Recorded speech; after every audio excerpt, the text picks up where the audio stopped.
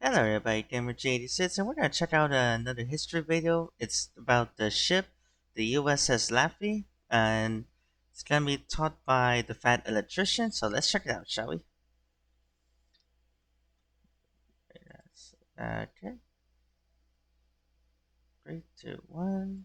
Okay, we talked about the ship that wouldn't sink. I think it only makes sense that now we talk about the ship that wouldn't die. Ladies and gentlemen, I present to you the USS Laffey. Unlike the Nevada, the Laffey is not a battleship. It is an Allen Sumner class destroyer. If you don't know much about naval vessels, destroyers are significantly smaller than battleships. For example, the Laffey is weighing in at approximately 2,200 tons. Compare that to the world's largest coral reef, battleship. The Yamato weighs in at approximately 72,000 tons. That is more than 32 times the size of the USS Laffey. And while having a bunch of armor like the Yamato or any other battleship may be helpful, it is definitely not everything. It is a well-known and historically supported fact that the American vessels in World War II had vastly superior damage control to that of the enemy. If you don't know, damage control is the ability of the crew and the vessel to put out fires and stop it from taking on more water. And in my mind, there is no better example of this than the USS Laffey. Now, the Laffey did accomplish a lot during its service, but one day in particular would define it. April 16th, 1945, at approximately 8:30 in the morning. The USS Laffey would be attacked by 30 enemy aircrafts. During the first 11 minutes of combat, the Laffey would take almost no damage and down 7 enemy planes. But on the 12th minute, the USS Laffey would be struck by a kamikaze, to which it and its crew would respond, "Is there a window open? I feel a breeze." They would immediately control that damage and continue to fight, until 5 minutes later when they were struck with a second kamikaze. Simply too angry to die, it would carry on, until 2 minutes later when it was struck with a third kamikaze, and then would almost immediately suffer a direct bomb hit, and then a fourth kamikaze, and then a second direct bomb hit. And then a fifth kamikaze, and then a sixth kamikaze, and then a third direct bomb hit, and then a fourth direct bomb hit. After 80 minutes of combat, the USS Laffey was struck with 4 direct bomb hits and 6 kamikazes. Its guns managed to shoot down 8 enemy planes, counting the 6 kamikazes, bringing the total to 14 downed enemy aircrafts. The USS Laffey would undergo some emergency repairs before sailing back to San Diego, where it would be fully restored and go on to serve in Korea and then Vietnam. After that, it would go on to join the world's second most powerful navy, America's vast network of museum ships. It currently resides at Patriots Point outside of Charleston, South Carolina.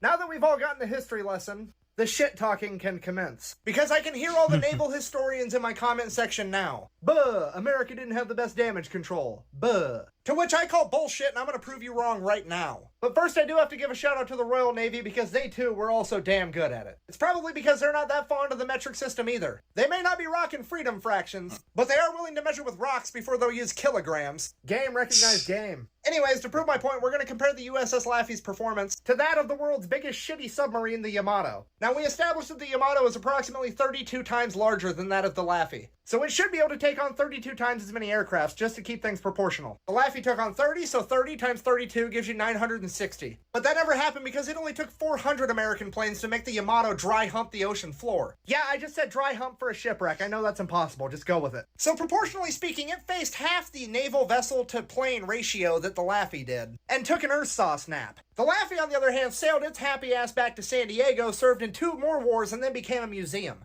Now, surely there will be some redeeming qualities of the Yamato. I bet they took down a lot of enemy aircrafts along the way. I mean, they were being attacked by 400 planes. That's a pretty target-rich environment.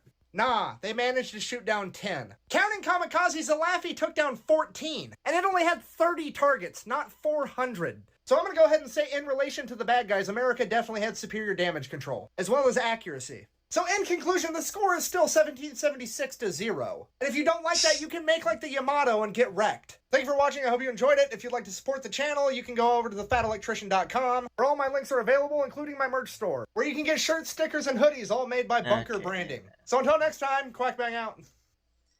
They would have.